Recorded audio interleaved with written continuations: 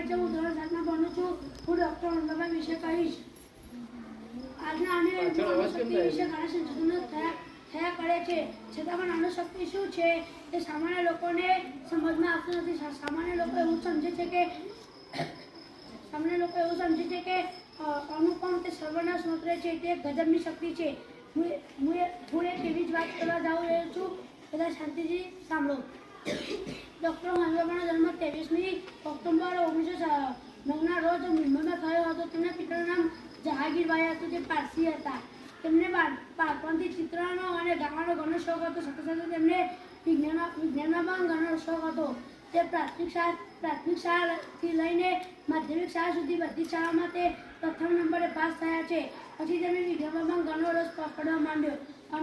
અણુની વાત આવે ત્યારે સૌ ભારતીયો ડૉક્ટર અંબાભાઈને યાદ કરે છે, કારણ કે કટોકટીના સમયમાં તેમને ભારત